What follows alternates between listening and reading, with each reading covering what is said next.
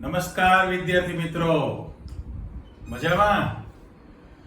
સરસ. ચાલો હવે આજે પાછું આપણે આગળ વધવાનું છે. લાસ્ટ ટાઈમ જે ટોપિક આપણે સ્ટાર્ટ કરેલો હતો એમાં ને એમાં આગળ વધવું છે.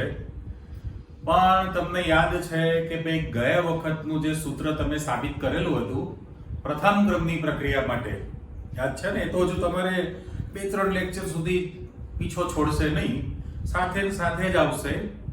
પણ યાદ કરી લો, સૂત્ર વારંવાર આપણે બોર્ડ ઉપર લખીએ છીએ અને જગ્યા બગાડીએ છીએ ખાલી ખોટી. પણ તમે માઇન્ડમાં જે રાખેલું છે એને બોલતા શીખો. કારણ કે આપણું સ્લોગન યાદ છે જ તમને, everything should be on your tongue. બરાબર? શાસ્ત્રોમાં ચોપડામાં બધું લખેલું જ છે, પણ એ ત્યાં કાગળ ઉપર રહી જાય. સાચી વાત છે ને? એટલે જ્ઞાન જે છે તમારી પાસે હોઠે હોવું જરૂરી છે. તો શૂન્ય ક્રમની પ્રક્રિયા માટે જે સૂત્ર તમારી પાસે હતું, કયું? વેગ અચળાંક કે શોધવા માટેનું અને અર્ધ આયુષ્ય સમય શોધવા માટેનું સૂત્ર હતું. યસ, તમે બોલો છો, પણ આપણે સાઈડમાં લખી જ નાખીએ એટલે એના ઉપરની થોડી ઘણી ચર્ચા તમારી પાસે આવતી જશે. જો અહીંયા આગળ હું માત્ર હેડિંગમાં શૂન્ય ક્રમ એવું આપી દઉં છું અને એના માટે તમારી પાસે વેગ અચળાંક k નું જે સૂત્ર હતું એ r0 - r/t. બરાબર?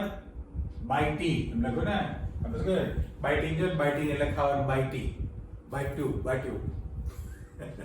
તો આની અંદર ગયા વખતના સૂત્રની અંદર તમે r0 એટલે મૂળ સાંદ્રતા, ઓરિજિનલ કોન્સન્ટ્રેશન રિએક્ટન્ટની મૂળ સાંદ્રતા, અને અહીંયા t સમય લખતા હતા. રાઈટ છે ને? કે 5, 10, 15, 20, 25 જેમ જેમ સમય પસાર થતો જાય એમ t સમય હતો. આજની તારીખે આપણે ત્યાં t લખવાના નથી, એટલે અંતિમ સાંદ્રતા જે પ્રયોગ કરો છો એના માટે ગણવાની. દરેક અવલોકન માટે આપણે ચોખવટ કરી દીધી તમારી પાસે. ચાલો, એક સૂત્ર આ તમારી પાસે છે જ, અને બીજું સૂત્ર આપણે લખી નાખીએ કે ભાઈ અર્ધ આયુષ્ય સમય t હાફ જે હતો એ પ્રક્રિયકની મૂળ સાંદ્રતા r0 by 2 into k, એટલે 2k સાથે જ લખેલું છે. બંને સમીકરણને હું બ્લોક કરી દઉં તો શૂન્ય ક્રમની પ્રક્રિયાનું અર્ધ આયુષ્ય સમય માટેનું સૂત્ર છે, અને આ શૂન્ય ક્રમની પ્રક્રિયાનો વેગ અચળાંક k શોધવા માટેનું સૂત્ર તૈયાર થયું. રાઈટ? બંનેની ચર્ચા થયેલી છે, છતાં એક ઉદાહરણ તમને આપું અને પછી આપણે પ્રથમ ક્રમનું પણ પાછું લખવું છે. બરાબર? તો આનું સ્ટેટમેન્ટ આપણે દર વખતે બોલીએ છીએ. શૂન્ય ક્રમની પ્રક્રિયાનો અર્ધ આયુષ્ય સમય અથવા અર્ધ પ્રક્રિયા સમય એ પ્રક્રિયકની મૂળ સાંદ્રતાના સમપ્રમાણમાં અને વેગ અચળાંક k ના વ્યસ્ત પ્રમાણમાં હોય છે. સાચું? પ્રક્રિયકની મૂળ સાંદ્રતા પર આધાર રાખે છે. એટલે પ્રક્રિયા વેગ પ્રોપોર્શનલ જો સાંદ્રતા આપણે લખીએ લેસ એટેલિયરની થિયરી પ્રમાણે, તો મારે અત્યારે એવું લખવું છે કે પ્રક્રિયા વેગ કોના સમપ્રમાણમાં છે અત્યારે? તો કે સાંદ્રતાના સમપ્રમાણમાં છે. પણ એ માત્ર શૂન્ય ક્રમની પ્રક્રિયા માટે છે. રાઈટ? ધારો કે તમારી પાસે સીધું ઉદાહરણ મૂકીએ છીએ કે ભાઈ શૂન્ય ક્રમની પ્રક્રિયા છે. શરૂઆતની જે સાંદ્રતા છે, શરૂઆતની સાંદ્રતા માની લો કે 1 મોલર છે. તો 1 મોલર સાંદ્રતા ઘટીને 50% થવા માટે ધારો કે 10 સેકન્ડનો સમય લાગે છે. તો 1 મોલરમાંથી 0.5 મોલર થયું, 10 સેકન્ડ થઈ ગઈ. અચ્છા, ફરી પાછું એમની અડધી સાંદ્રતા થવી હોય તો તમારો સમય કેટલો લાગે? પહેલા તબક્કામાં 1 મોલરમાંથી 0.5 મોલર થવા 10 સેકન્ડ લાગી છે. સાચું? હવે જો તમારે 0.5 મોલરમાંથી 0.25 મોલર કરવું હોય તો પ્રક્રિયકની મૂળ સાંદ્રતા પહેલા કરતા અડધી થઈ ને. હા, એની પાછી અડધી કરવી સાંદ્રતા. તો પરિસ્થિતિ શું થઈ? પ્રક્રિયા વેગ સાંદ્રતાના સમપ્રમાણમાં છે. તો 0.5 માંથી 0.25 મોલર થવું હોય તો 5 સેકન્ડ જ લાગે. સાચી વાત છે? તો તમારી પાસે પહેલા અડધી અને એની પછી અડધી તમે સાંદ્રતા કરેલી છે. તો ટોટલ સેકન્ડ તમારી પાસે કેટલી થઈ? કે 10 + 5 15 સેકન્ડ બને. રાઈટ? ક્લિયર? આ જ વસ્તુ આપણે કોના માટે લાગુ પાડવાના છે? પ્રથમ ક્રમની પ્રક્રિયા માટે. એટલે હું ઉદાહરણ જે બોલું છું, 1 મોલર સાંદ્રતામાંથી 50% ઘટીને 0.5 મોલર થવા માટે શૂન્ય ક્રમની પ્રક્રિયા માટે 10 સેકન્ડ લાગે છે. બરાબર? ન યાદ રહ્યું આપણે લખી દઈએ. ચલો કે ભાઈ 1 મોલર સાંદ્રતા છે અને એમાંથી 0.5 મોલર કરવું છે અને એમાંથી પાછી 0.25 મોલર કરવું છે. દરેક વખતે અડધી સાંદ્રતા કરેલી છે. આપણે સેમ્પલ આપ્યું કે ધારો કે તમારી પાસે 10 સેકન્ડ સમય લાગ્યો એક તબક્કામાં, એટલે અર્ધ પ્રક્રિયા સમય થયો. અને ફરી પાછું બીજો જે તબક્કો છે એમાં તમારી પાસે ઓન્લી 5 સેકન્ડ જ લાગશે.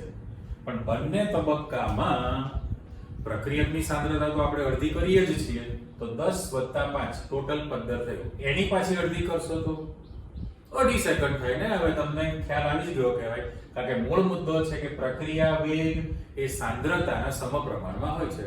વધુ સાંદ્રતા તો પ્રક્રિયા વેગ ઝડપી બને, સાંદ્રતા ઘટે તો પ્રક્રિયા વેગ ધીમો બને. કારણ તો કે શૂન્ય ક્રમ માટે આ વસ્તુ લાગુ પડે છે અર્ધ આયુષ્ય સમય માટે. કરેક્ટ? પણ આપણે લાસ્ટ ટાઈમ જે સૂત્ર સાબિત કરેલું તો પ્રથમ ક્રમની પ્રક્રિયા માટેનું અર્ધ પ્રક્રિયા સમયનું સૂત્ર અને સંકલિત વેગ સમીકરણ પણ હતું. ચાલો પાછું એના માટે પણ લખાણ આપી દઈએ. જુઓ, કલર ચેન્જ કરી નાખો. ભાઈ પ્રથમ ક્રમની જે પ્રક્રિયા છે એ પ્રથમ ક્રમની પ્રક્રિયા માટે તમારી પાસે બંને સૂત્ર હતા. એ તમે મિક્સ ન કરો એટલે હું જરા લાઇનિંગ આપી દઉં છું. પહેલામાં પહેલું આની અંદર તમારે વેગ અચળાંક k નું સૂત્ર લખો છો. k બરાબર સીધું લોગેરિધમમાં લખી નાખે તો 2.303 / t into log r0 / r હતું. આ સૂત્રમાં પણ મારે અહીંયા t લખવો નથી, t સમયે. બરાબર? એ બીજા પ્રશ્નમાં આપણે ચર્ચા કરીએ છીએ. આ પ્રથમ ક્રમની પ્રક્રિયાનો વેગ અચળાંક k શોધવા માટેનું સૂત્ર તો એક્ઝામ્પલ ગણવા માટે પણ, ઉદાહરણમાં પણ છે, સ્વાધ્યાયમાં પણ છે. બરાબર? અને એનો અર્ધ આયુષ્ય સમય જે છે એ અત્યારે આપણે t½ બરાબર ફાઇનલ સૂત્ર તો 0.693 / k. 0.693 / k. અચ્છા, હવે અત્યારે જો તમે આ જ ઉદાહરણ બંનેને લાગુ પાડો, આજે તમે લખેલું છે કે ભાઈ પહેલા સ્ટેપમાં 1 મોલરમાંથી 0.5 મોલર થવા માટે 10 સેકન્ડ લાગી ધારો કે, અને 0.5 માંથી ફરી પાછી અડધી થયું એટલે સેકન્ડ સ્ટેપમાં અડધી સાંદ્રતા થવા માટે 5 સેકન્ડ લાગી.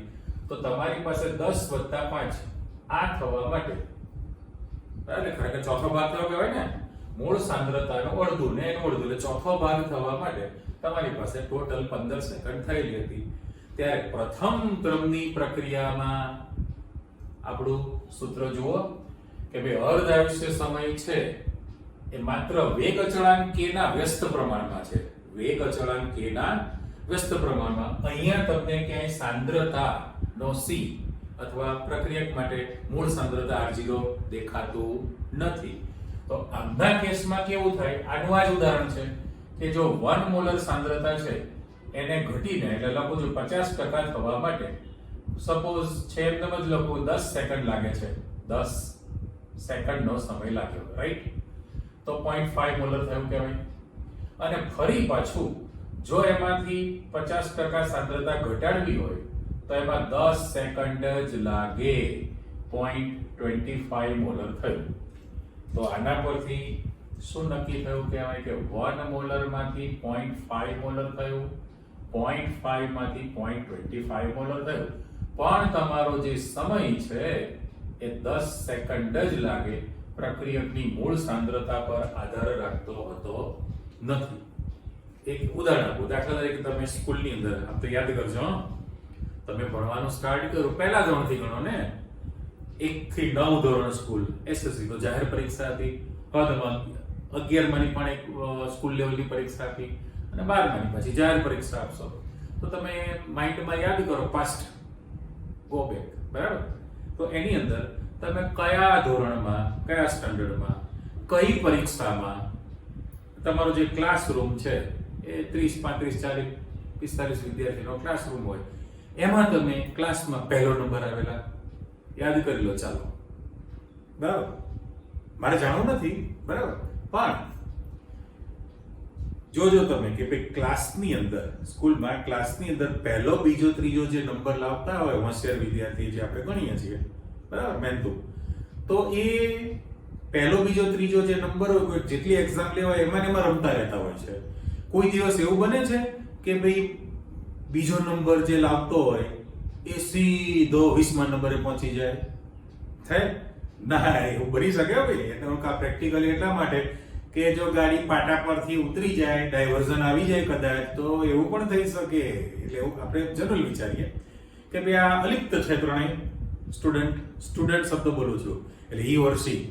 તો પહેલો બીજો ત્રીજો નંબર લાવનાર હોય, દાખલા તરીકે ફર્સ્ટ એક ટેસ્ટની અંદર પહેલો નંબર લાવનાર છે, ભવિષ્યમાં કદાચ ત્રીજા નંબર આવે, ત્રીજા નંબર વાળો પહેલામાં પણ આવી શકે, પહેલા વાળો બીજામાં પણ આવી શકે, બરાબર. એટલે ઇન્ટરચેન્જ થતું રહે છે. ફર્સ્ટ એ ફર્સ્ટ જ રહે, બરાબર, ફર્સ્ટ એ ફર્સ્ટ જ હોય. પ્રથમ ક્રમની પ્રક્રિયા માટે તમે ગમે તે સાંદ્રતા રાખો, અર્ધ આયુષ્ય સમય એક જ સરખો લાગે તો જ એને ફર્સ્ટ ઓર્ડર રિએક્શન કહેવાય. એટલે તમારા મગજમાં ક્લિયર થઈ ગયું કે ભાઈ આ જો પ્રથમ ક્રમની પ્રક્રિયા હોય તો એમાં અડધી સાંદ્રતા 50% થવા માટે 10 સેકન્ડનો સમય લાગે છે. તો ફરી પાછી એની અડધી સાંદ્રતા થવા માટે 10 સેકન્ડનો જ સમય લાગે. કેમ? તો કે પ્રથમ ક્રમની પ્રક્રિયાનો અર્ધ પ્રક્રિયા સમય એ પ્રક્રિયકની મૂળ સાંદ્રતાથી સ્વતંત્ર ઇન્ડિપેન્ડન્ટ છે. એને સાંદ્રતા સાથે કોઈ લેવા દેવા નથી, ત્યારે શૂન્ય ક્રમમાં એના પર આધાર છે, બરાબર. ચાલો હવે તમે એક્ઝામ્પલ જ્યારે ગણો, કોઈ પણ કિંમત આપેલી હોય, એટલે ઉલટા સૂત્રી છે ને કે જો તમને k આપેલો હોય તો t હાફ શોધી શકાય, અને અર્ધ પ્રક્રિયા સમય t હાફ આપેલો હોય તો તમે k શોધી શકો. તો અહીંયા આગળ જે તમે k ની કિંમત આપેલી હોય, બરાબર, એ k ની કિંમત જે છે એનો એકમ કયો છે? તો ઉપરના બંને એકમમાં આપણે જતા રહી. ચાલો મૂકો એને, એક્ઝામ્પલ પછી વાત કરીએ. તો પહેલું જે સૂત્ર લખેલું છે શૂન્ય ક્રમની પ્રક્રિયા માટે, તો અહીંયા સાંદ્રતા છે, આ પણ સાંદ્રતા છે, અને નીચે સમય છે લખેલું છે આપણે. તો શૂન્ય ક્રમની પ્રક્રિયા માટે જો આપણે એકમ લખવો હોય તો ઉપરનો એકમ સાંદ્રતા પ્રતિ સમય લખું છું. અત્યારે પ્યોર સાદું લખેલું છે. ઉપલો અંશની કિંમત તમારી સાંદ્રતા છે, છેદમાં છે સમય, એટલે સાંદ્રતા પ્રતિ સમય થયું, એટલે સાંદ્રતા સમય ઇન્વર્સ લખી શકાય, બરાબર. હવે અહીંયા આગળ સાંદ્રતા મોટા ભાગે આપણે કીધું કેમિસ્ટ્રીમાં મોલારિટીમાં હોય, એટલે મોલ પ્રતિ લિટર, એટલે મોલ લિટર ઇન્વર્સ થયું, મોલ લિટર ઇન્વર્સ છે. અને સમય જુદો જુદો હોય, સૌથી નાનો એકમ સેકન્ડ છે, પછી મિનિટ થાય, કલાક થાય, દિવસ થાય અને વર્ષ થાય. મહિનામાં તો પણ તમારે દિવસ ગણતરીમાં લેવું જ પડે. એટલે સાંદ્રતા પ્રતિ સમય તૈયાર થયું કહેવાય આના માટે. તો નીચલું જે સૂત્ર છે કોના માટે? પ્રથમ ક્રમની પ્રક્રિયા. તો પ્રથમ ક્રમની પ્રક્રિયાના k નું આપણે આમ એરો આ બાજુ મૂકી દઈએ. ચાલો આને કરો કેન્સલ. તો અહીંયા પણ હું એરો આપી દઉં છું કે ભાઈ શૂન્ય ક્રમની પ્રક્રિયાનો વેગ અચળાંક k નો એકમ સાંદ્રતા પ્રતિ સમય થયો. તો પછી પ્રથમ ક્રમની પ્રક્રિયા માટેનું જે સૂત્ર છે એમાં જો સાંદ્રતા ઉપર નીચે કેન્સલ, આ તો અચળ છે, છેદમાં ખાલી સમય છે, એટલે એકના છેદમાં સમય થયું ને, એકના છેદમાં સમય, અથવા તો મારે એને સમય ઇન્વર્સ કહી શકાય કે નહીં? પ્રથમ ક્રમની પ્રક્રિયાનો વેગ અચળાંક જે બનવાનો એનો એકમ તમારી પાસે સમય ઇન્વર્સમાં હોય. હવે સમય સેકન્ડ છે, મિનિટ છે, કલાક છે, દિવસ છે, વર્ષ પણ છે. વર્ષ એટલા માટે કે રેડિયો એક્ટિવિટી, આપણે લાસ્ટ ટાઈમ બોલીને ગયા કે ભાઈ રેડિયો એક્ટિવિટી જે છે એ પ્રથમ ક્રમની પ્રક્રિયા છે, બરાબર. તો પ્રથમ ક્રમની પ્રક્રિયા માટેના જે સૂત્રો છે એ એમને લાગુ પાડી શકાય છે. તો એ વર્ષમાં પણ હોઈ શકે, તો વર્ષ ઇન્વર્સ બની શકે. એટલે અહીંયા હવે જો તમે વેગ અચળાંક k ની કિંમત જે તમને આપેલી છે શેમાં આપેલી છે એના પ્રમાણે આધાર રાખે. જો k નો એકમ તમને દાખલા તરીકે સેકન્ડ ઇન્વર્સમાં આપેલો હોય તો જ્યારે તમે આંકડો છે ગણતરી કરો એટલે ઉપર જાય તો સેકન્ડમાં અર્ધ આયુષ્ય સમય થઈ ગયો કહેવાય. ધારો કે તમને મિનિટ ઇન્વર્સમાં આપેલું છે, k નો એકમ મિનિટ ઇન્વર્સમાં હોય, ઉપર જાય એટલે મિનિટ થઈ જશે.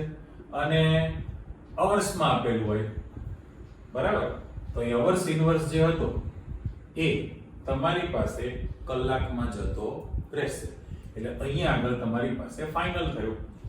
બરાબર? ગમે તે આંકડો છે. દાખલા તરીકે એમ બોલું છું કે ભાઈ પ્રથમ ક્રમની એક પ્રક્રિયાના વેગ અચળાંક k નું મૂલ્ય 1.21 × 10⁻⁴ સેકન્ડ ઇન્વર્સ છે. તો 1.21 × 10⁻⁴ સેકન્ડ ઇન્વર્સ આંકડાની ગણતરી કરો, ઉપર ગયું એટલે સેકન્ડ બની ગયું. ધારો કે મિનિટ ઇન્વર્સમાં આપેલો હોત તો મિનિટ, અવર્સમાં આપેલું હોય તો કલાક ઇન્વર્સમાં બની શકે. દિવસ આપે તો દિવસ ઇન્વર્સ રેડિયો એક્ટિવિટી માટે, અને વર્ષમાં આપે તો વર્ષ ઇન્વર્સ બની શકે. એટલે ગણતરી માટે તમારી પાસે t½ ની વેલ્યુ તૈયાર થઈ કહેવાય. એટલે આપણે જે ગયા લેક્ચરમાં અર્ધ સમયના સૂત્રો સાબિત કરેલા, પણ એની ગણતરી વિશેની બહુ ડિટેલમાં ચર્ચા નહોતી કરેલી, જે તમે અત્યારે શીખી લીધી. ચાલો ફરી પાછા આગળ વધો. એટલે આને આપણે બ્લોક કરી દઈએ કે આ તમારું લાસ્ટ ટાઈમ નું હતું. હવે જે સૂત્ર છે કયું? પ્રથમ ક્રમની પ્રક્રિયા માટે. તો મારે આ જે સમીકરણ મૂકેલું છે એને 2.303 વાળો જે આપણે ગ્રાફ દોરેલો હતો, 2.303 વાળો, હા, એને y બરાબર mx plus c માં કન્વર્ટ કરેલું હતું. આ જે સમીકરણ છે ને y બરાબર mx plus c straight line નું સમીકરણ કરેલું હતું. અને તમે અહીંયા આગળ log r, અત્યારે તમે બીજો ગ્રાફ મૂકેલો છે, પણ અહીંયા log r વિરુદ્ધ સમય t નો આલેખ દોરતા હતા.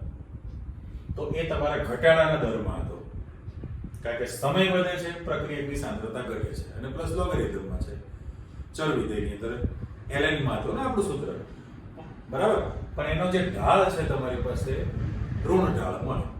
એ તો તમારી પાસે ખ્યાલ જ છે કે જો તમે એ આલેખમાં ln r વિરુદ્ધ સમય t નો આલેખ દોરો તો પણ સ્ટ્રેટ લાઈન મળે છે, અને log r વિરુદ્ધ સમય t નો આલેખ દોરો તો પણ સ્ટ્રેટ લાઈન મળે. આંતરછેદની જે કિંમત મળતી હતી એ ln r0 મળે અથવા તો log r0 મળે, અને ઢાળની કિંમત -k મળે અથવા તો ઢાળની કિંમત -k/2.303 હતું. એ બધું આપણે ગયા વખતે શીખી લીધું છે. પણ અત્યારે જે એક વાત કરી કે આપણે ઘાતાંકીય સ્વરૂપમાં લખવું છે, તો પહેલામાં પહેલું કે તમારી પાસે વેગ અચળાંક, પ્રથમ ક્રમની પ્રક્રિયાના વેગ અચળાંકનું સૂત્ર લખવું હોય તો k બરાબર 1/t લખવું છે, અને ln r0/r લખેલું છે. બરાબર? આ આપણું સૂત્ર હતું કે 1/t, k બરાબર 1/t, ln r0/r. આ જે સમીકરણ છે એ જ સમીકરણને તમે સાદા લોગમાં કન્વર્ટ કરો છો ત્યારે ઉપલો જોઈ લો, k બરાબર 2.303/t log r0/r. પણ એ હતું 10 ના બેઝમાં log, અને મારે અહીં હવે 10 લખી દઉં પાછું. દાખલો ગણો ત્યારે વારંવાર લખવાની જરૂર હોતી નથી. થિયરી સૂત્ર સાબિત કરો ત્યારે log 10 લખવું પડે. તો અહીં આગળ આ સામાન્ય ઘાતાંકમાં છે, 10 ના બેઝમાં, આ e ના બેઝમાં લખેલું છે, ચર ઘાતાંકીય છે. પણ જ્યારે આના માટે આ જે વિગત મૂકેલી છે તો એનો આપણે ગ્રાફ દોરવો હોય, એનો જો તમારે ગ્રાફ દોરો તો મેં અત્યારે તમને જો હાલ લખેલું છે કે આ log r0/r લખેલું છે, log r0/r, અને વિરુદ્ધ સમય t છે. એ કયું થયું કહેવાય? તો કે log r0/r છે ઉપરનું, અને માની લો કે હું ln r0/r લખું તો પણ આ રાશિ થઈ કહેવાય. એટલે બંને માટે તમે જો ગ્રાફ પ્લોટ કરો, અત્યારે આપણું તૈયાર છે તો સમય ટાઈમ t અને વિરુદ્ધ તમે log r0/r નો ગ્રાફ પ્લોટ કરો તો એ તમારો આલેખ જે છે ઓરિજિન આમાંથી પસાર થવાનો છે. એટલે હું અહીંયા ગ્રાફ જે પ્લોટ કરું એ તમારો વધતા દરમાં આલેખ આવશે. એટલે અહીં આપણે આ પ્રાયોગિક અવલોકન જે લીધેલા છે એનું મૂકી દીધું કહેવાય. પણ અહીંયા જે તમારી પાસે ઢાળ મળશે એ ઢાળની કિંમત કેટલી થવાની છે? ઢાળ બરાબર k/2.303 થાય ને. અહીંયા જે આપણે લખવું છે કે ઢાળ બરાબર k/2.303 બને. બરાબર? પાછું ગઈ વખતે યાદ છે ને આપણે જે આલેખ દોરતા ઓપ્શન કરીને બંને કેસ એક જ ગ્રાફમાં સમજાવેલા હતા. એટલે અત્યારે મારે એમ જ કહેવાનું છે કે ભાઈ પહેલું સૂત્ર છે એમાં log r 0/r છે, વિરુદ્ધ સમય t નો આલેખ છે, તો તમારી પાસે ઓરિજિન માંથી પસાર થતી સીધી રેખા મળે અને એનો ઢાળ જે છે k/2.303 બની ગયો. પણ માની લો કે તમારે આ ln વાળો ગ્રાફ પ્લોટ કરવો હોય તો કશું જ નહીં ને, e બેઝ નો log છે, તો ln r0/r લખીએ, વિરુદ્ધ સમય t, ઓરિજિન માંથી પસાર થયેલો સીધી રેખા જ તમને મળવાનો છે, પણ ઢાળની કિંમત ખાલી k થાય ને 2.303 નીકળી જશે. બરાબર? હવે એ વાત આપણી પાસે ક્લિયર થઈ ગઈ ગ્રાફ વાળી. પાછા સૂત્રમાં આપણે ચર વિધેયમાં જવું છે, ઘાતાંકીય કેવી રીતે બને. તો આ જે સમીકરણ છે એ સમીકરણની પુનઃ ગોઠવણી કરવી છે.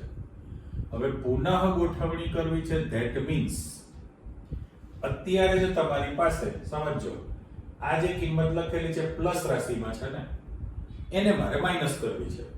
પણ એ લખતા પહેલા ધારો કે k છે 1/t લખેલું છે into ln r0 minus ln r લખાય ને, હું પહેલેથી જ બદલી નાખું. ચાલો k બરાબર પાઠ્યપુસ્તકમાં સીધું લખેલું છે, આપણે એમને એમ રહ્યું k બરાબર 1/t કરું. બરાબર?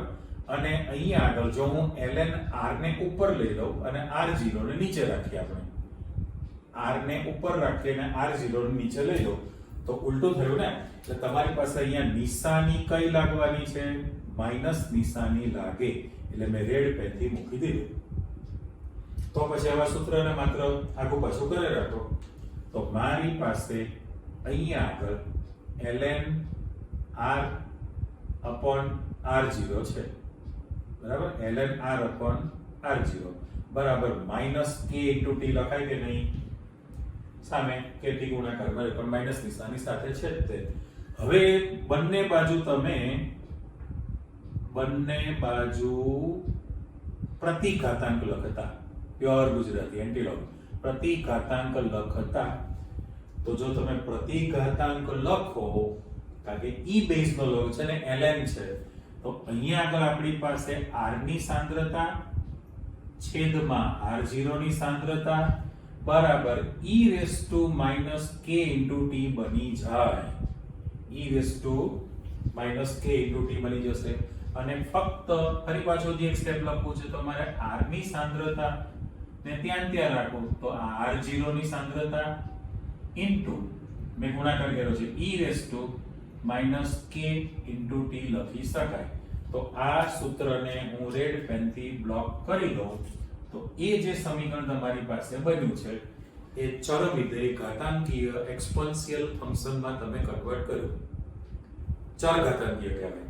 ફાઇનલ થઈ ગયું. એટલે જે પ્રથમ ક્રમની પ્રક્રિયાનું જે સૂત્ર હતું એ સૂત્રની તમે પુનઃ ગોઠવણી કરી છે અને બંને બાજુ એન્ટીલોગ પણ પ્રતિઘાતાંક શબ્દ કીધો છે. તો આ રીતે તમે લખી શકો. હવે શું થયું તો કે r0 તો ચોક્કસ જ્ઞાત જાણીતી મૂળ સાંદ્રતા હતી.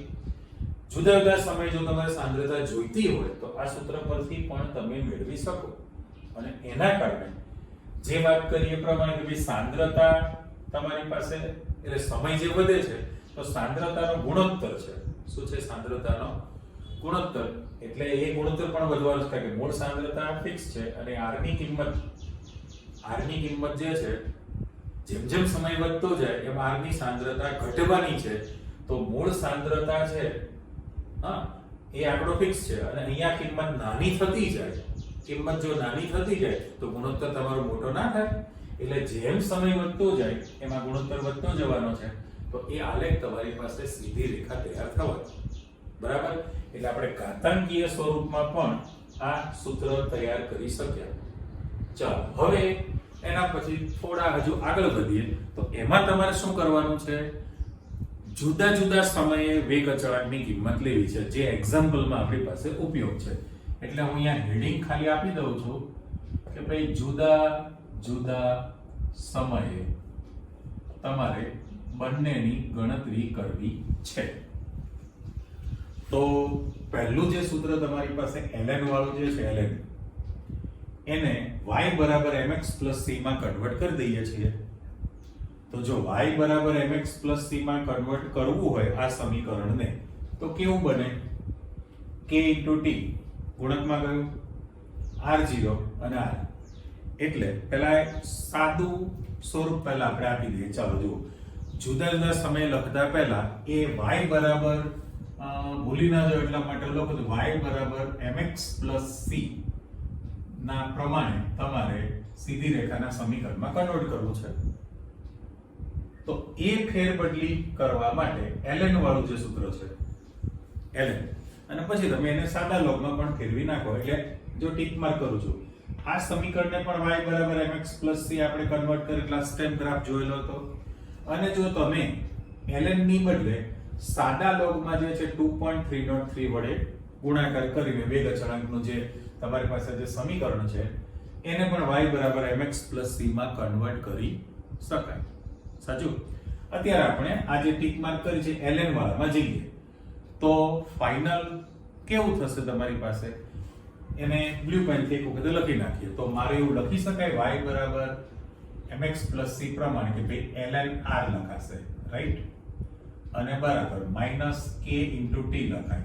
કારણ કે પેલું 2.303 તમને દરેક વખતે નડતું રહેશે એટલે છેલ્લે આપણે કન્વર્ટ કરી નાખવાનું છે. તો 2.303 log r0 આ સાંદ્રતા આપણી પાસે. એટલે y બરાબર mx c પ્રમાણે તમે આ સમીકરણને કન્વર્ટ કરેલું છે. હવે બે જુદા જુદા સમય આપણે ગણતરી કરવી છે. એટલે પહેલો મુદ્દો કે જો તમારી પાસે t બરાબર t1 સમય, t બરાબર જો t1 સમય લઈ લેશો સમયે આપણે એવું લખીએ કે r ની જે સાંદ્રતા છે એ r1 લેતા, બરાબર. જો અમે પહેલું હેડિંગ આપી દીધું, t બરાબર t1 સમયે જે સાંદ્રતા છે એ સાંદ્રતાને આપણે r1 લખીએ છીએ.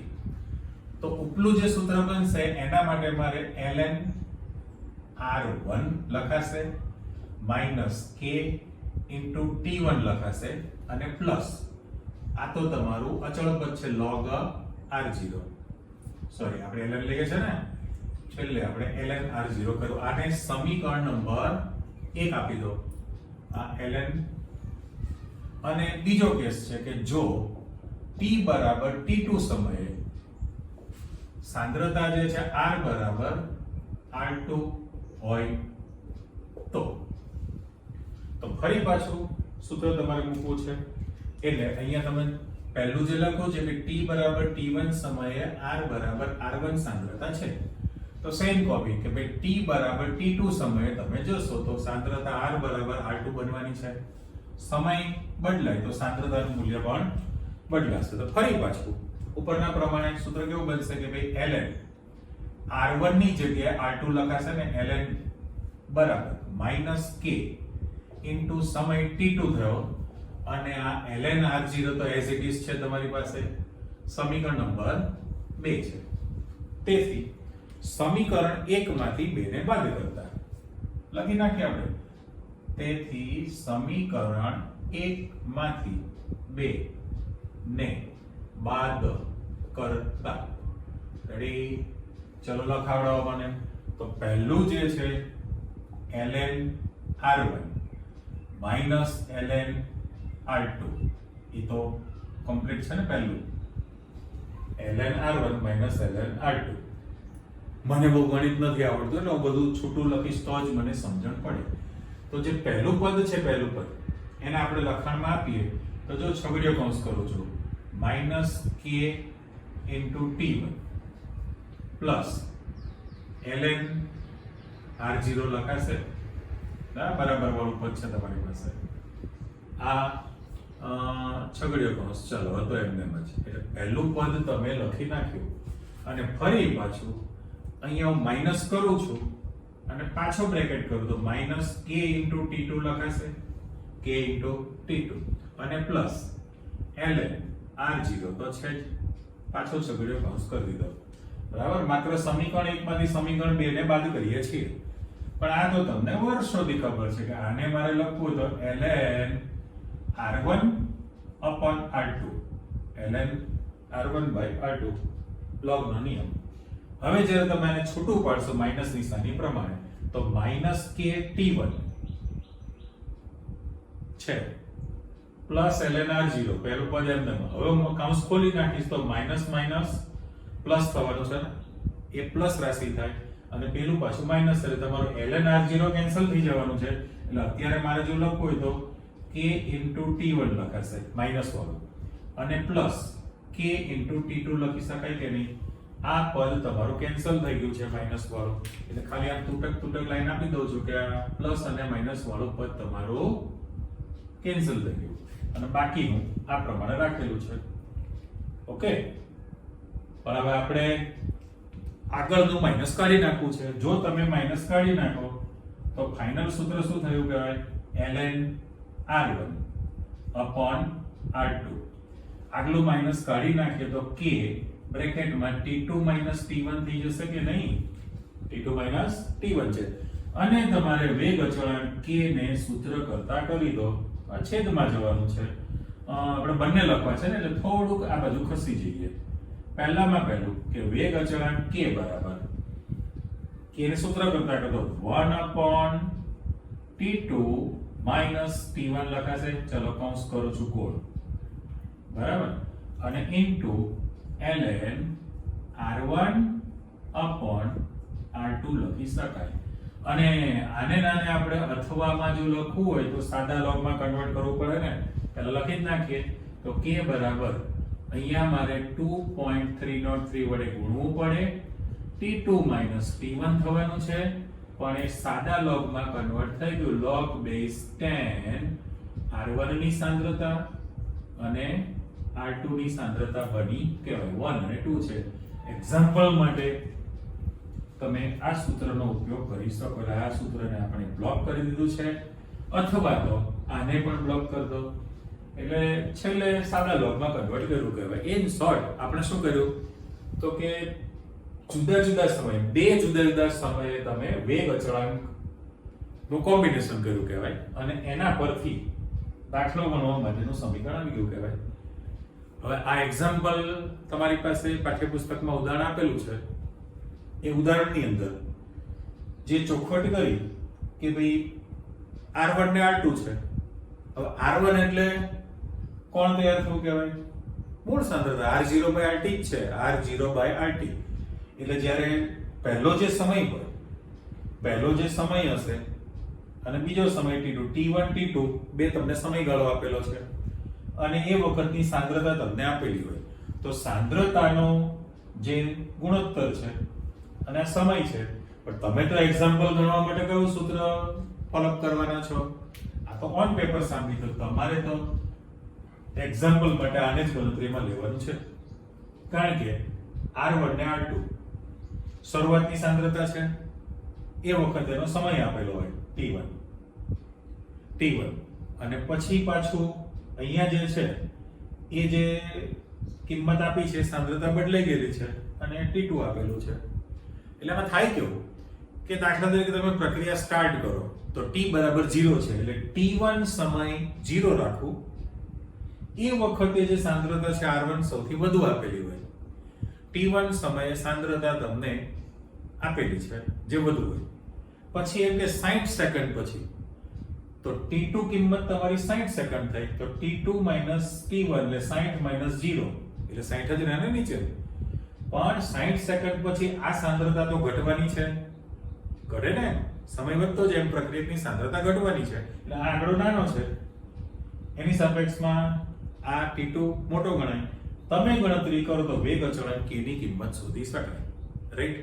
એટલે એક્ઝામ્પલ ની અંદર તમે આ સૂત્રનો સીધો ઉપયોગ કરી શકો. બે જુદા જુદા સમય આપેલા હોય, પ્રથમ ક્રમની પ્રક્રિયા માટે છે ભાઈ, કારણ કે જે આપણે જે શરૂઆત કરી છે કયું સૂત્ર રેફરન્સ તરીકે રાખેલું છે? પ્રથમ ક્રમની પ્રક્રિયાનું, નહીં કે શૂન્ય ક્રમની પ્રક્રિયા. એટલે પ્રથમ ક્રમની પ્રક્રિયા માટે બે જુદા જુદા સમયે પ્રક્રિયકની સાંદ્રતા આપેલી હોય તો એ પ્રક્રિયાનો વેગ અચળાંક ગણવા માટે આ સૂત્રનો ઉપયોગ કરી શકાય, બરાબર? અને આની આ જ વસ્તુ પાછું તમારે વાયુ અવસ્થા માટે પણ લાગુ પાડવાનું છે. એટલે આ સમીકરણનો ઉપયોગ આ જ કરવો છે, પણ થિયરી તમારી બદલાવાની છે અને એ થિયરીમાં વાયુરૂપ પ્રણાલી માટેની ચર્ચા કરીને આગળ વધવું છે. એટલે વધીશું આગળ. હજી આજે વધુ એવું જરૂરી નથી આપણે, બરાબર? એટલે ફરી પાછા તમારા ટોપિક પર આવી જાઓ. આજના લેક્ચરમાં તમે બોર્ડ તો આખું આપણે ભરી દીધેલું છે, બધા જ કોન્સેપ્ટ. એકચ્યુઅલી તો ટેક્સ્ટ બુકના માત્ર 2 જ પેજ પૂરા થયા છે. ટેક્સ્ટ બુકમાં તો ખાલી 2 પેજ પૂરા થયા છે, પણ એની પાછળ આપણે 2 લેક્ચરથી કસરત કરી રહ્યા છીએ. કાંઈ વાંધો નહીં, પણ મગજમાં ક્લિયર થઈ જવું જોઈએ આપણને. કોન્સેપ્ટ ક્લિયર હોય એટલે કોઈ જ વાંધો નહીં. એટલે ચર્ચામાં રીકેપમાં ચેક કરી લો કે ભાઈ શૂન્ય ક્રમની પ્રક્રિયા માટેની જે ચર્ચા હતી શોર્ટમાં, તો એ સમય અર્ધ આયુષ્ય સમય પ્રમાણે જુદો જુદો ટાઈમ મળશે. ત્યારે પ્રથમ ક્રમની પ્રક્રિયામાં સાંદ્રતાનો સંબંધ છે જ નહીં, એટલે દરેક વખતે સમય એક જ સરખો લાગે, એક જ સરખો સમય લાગવો છે. હજી મેં થોડી જગ્યા રાખવાની જ ન હોય આપણે, તો એના માટે જુઓ કલર ચેન્જ કરી નાખીએ આપણે. કે ધારો કે વધારાનો આલેખ આપણે મૂકીએ છીએ, જગ્યાનો પૂરો ઉપયોગ કરી નાખીએ કે ભાઈ સમય ટાઈમ t છે અને આ પ્રક્રિયકની સાંદ્રતા. તો આપણું જે હતું એક કોન્સન્ટ્રેશનની જગ્યાએ ખાલી r ની સાંદ્રતા એવું લખી નાખો ને. પણ તમને ખબર છે નિશાની ઉલટી કરીએ છે કે જેમ જેમ તમારો સમય વધતો જાય એમ પ્રક્રિયકની સાંદ્રતા ઘટવાની છે. હવે શું તમને ખબર છે? તો કે જ્યારે તમે પ્રક્રિયા સ્ટાર્ટ કરો તો t બરાબર 0 સમય છે એ વખતે પ્રક્રિયકની મૂળ સાંદ્રતા r0 મહત્તમ ચોક્કસ જ્ઞાત જાણીતી. પણ પછી જેમ જેમ સમય પસાર થતો જાય એમ પ્રક્રિયકની સાંદ્રતામાં શું થવાનો છે? ઘટાડો થાય. આ પ્રક્રિયકની સાંદ્રતામાં થયેલો ઘટાડાનો આલેખ છે. આપણે આ એક્સટેન્ડ કરી દીધું છે. હવે અર્ધ આયુષ્ય સમય આ પ્રથમ ક્રમની પ્રક્રિયા માટે કહીએ છીએ, એટલે હું કલર મૂકું કે જો તમારે આ સાંદ્રતા અડધી કરવી હોય તો અડધી સાંદ્રતા થવા માટેનો સમય કેટલો છે? તો આને અર્ધ આયુષ્ય સમય t હાફ કહેવાય ને, તો t.5 t50% કેવું લખી શકાય. આ t હાફ ની કિંમત આવી તમારી પાસે, પણ એક જ વખત લખું છું કે એ જે સાંદ્રતા રેડ પેનથી લખી r0/2 થઈ. જે ઉપર દેખાય છે કે 1 મોલર માંથી 0.5 મોલર થવા માની લો કે 10 સેકન્ડ લાગી છે. 10 સેકન્ડનો સમય છે, એટલે આ 5 ને આ 10 વાળું મોટું લીધો, 15 ને 20, 25 ને 30, 35 ને 40, 45 ને 50, અર્ધ આયુષ્ય પૂરું. એટલે જિંદગીનું હાફ સેન્ચુરી પૂરી થઈ ગઈ. હવે હું કલર બદલું છું તો r0 માંથી r0/2 અડધું થવા માટે 10 સેકન્ડનો સમય લાગ્યો છે, રાઈટ? એની પાછી અડધી સાંદ્રતા તમારે કરજો, એટલે ગ્રાફ પેપરમાં ફરી પાછા ખાના ગણવા પડે. અહીંથી તમે આ બાજુ જશો ને અહીં તમે પહોંચશો તો એ તમારી પાસે દેખાય 20 સેકન્ડ, પણ ગાળો તો તમારી પાસે કેટલો આવ્યો? 10 સેકન્ડનો જ ગાળો આવશે અહીંયા આગળ, બરાબર? એટલે 5 મોલર માંથી સોરી 0.5 મોલર 0.25 થવા માટે 10 સેકન્ડ જ લાગી. હજુ એક કલર મૂકી આપણે. એની પાછી અડધી સાંદ્રતા કરવી છે, એટલે અહીંયા તમે જશો તો એ તમારી પાસે અહીંયા જ આવવાનો છે. એટલે કહેવાનો અર્થ એમ છે અત્યારે જે પોઈન્ટ મૂકેલા છે એ પ્રમાણે સમય તમારો સરખો જ લાગે. આ જે સમયગાળો છે એ સમયગાળો સરખો, એક જ સરખો, બરાબર? એટલે દાખલા તરીકે તમારા માર્ક્સ છે બધા અલગ અલગ આવે, ટાઈમ જો જુદો જુદો આવે, 10 સેકન્ડ આવે, 12 સેકન્ડ આવે, 7 સેકન્ડ આવે, 2 સેકન્ડ આવે, જુદો જુદો સમય આવે. તમારા માર્ક્સ જે છે 72 આવે, 28 આવે, 38 આવે, 85 આવે, જુદો જુદો સમય છે. પણ એની બદલે દરેકમાં 35 જ આવે. પ્રથમ ક્રમની પ્રક્રિયા રહી. એટલે આ જે સ્તંભ કોલમ જે છે ગ્રાફમાં, એ જે ગાળો છે 10 સેકન્ડનો જ દરેક વખતે રહેવાનો, તો જે પ્રથમ ક્રમની પ્રક્રિયા થઈ કહેવાય. એટલે આપણે એ આલેખની પણ સમજૂતી લઈ લીધી. Okay, done. પછી જે પ્રથમ ક્રમની પ્રક્રિયાનું સમીકરણ હતું એને તમે ઘાતાંકીય સ્વરૂપમાં કન્વર્ટ કરી દીધું અને એ સ્વરૂપને પણ તમે આ રીતે લખી શકશો. એની ચર્ચા આવી ગઈ. અને પછી એક્ઝામ્પલ ગણવા માટેનું તમારી પાસે સૂત્ર આવતું ગયું કે ભાઈ બે જુદા જુદા સમયે સાંદ્રતાનો ફેરફાર જાણતા હો તો એ સમીકરણની બાદબાકી કરીને તમે આવું સૂત્ર લાવી શકો. અને આ સમીકરણનો ઉપયોગ હજુ આપણે ભવિષ્યમાં પાછા કરવાના છીએ, બરાબર? એટલે અત્યારે જે તમે પાઠ્યપુસ્તકનું જોયું છે અને મેં કહ્યું એ પ્રમાણે અર્ધ આયુષ્ય સમય ગણવા માટેનો ગણીને આપેલો દાખલો તો છે જ કોયડા તરીકે ઉદાહરણમાં, અને સ્વાધ્યાયમાં પણ મૂકેલું છે, બરાબર? વેગ અચળાંક k ની કિંમત શોધવા માટેનો પણ એક્ઝામ્પલ આપેલો છે. એ તમારે દરેક દાખલા જોવાના છે. દાખલા જે છે એ તૈયાર કરવાના હોય તમારે, અને સરળ લાંબો સરળ જ હોય છે, પણ તૈયારી કરવી પડે ને. દાખલા હું ગણું તો મને આવડે, પણ તમે જાતે રફ કાગળ અથવા તો નોટબુકની અંદર બધું સ્ટેપ લખો, આંકડા લખો, કેલ્ક્યુલેટરની સ્વિચો દબાવો, બધી રીતની મૂકશો તો તમને અંદાજ આવશે. ચિંતા ના કરો, હું તમને દરેકનો એક એક સેમ્પલ તો શીખવાડવાનો જ છું. એટલે મેં તમારા પર છોડી દીધું એવું નથી, પણ હું એક રીતનો એક દાખલો સમજાવું, એ મગજ કાન આંખ ખુલ્લા રાખીને શાંત ચિત્તે સમજવાનું. માત્ર એમાં નામ અને આંકડા બદલાય, ડિજિટ બદલાતા રહે, રીત બદલાતી હોતી નથી. અને આ જ દાખલો તમારા પાસે આવી ટાઈપના જે દાખલા છે એ 12માં દિવાળી પછીના ફિઝિક્સના ચેપ્ટરમાં પણ કામ લાગશે. એટલે બંને બાજુ છે, અહીં શીખીને જશો ત્યાં સરળ થશે. ફાયદાકારક છે ને? કઈ વાંધો નહીં, આટલું તમે તૈયાર કરી રાખો. નેક્સ્ટ ટાઈમ ફરી પાછા મળીએ છીએ. Okay, by.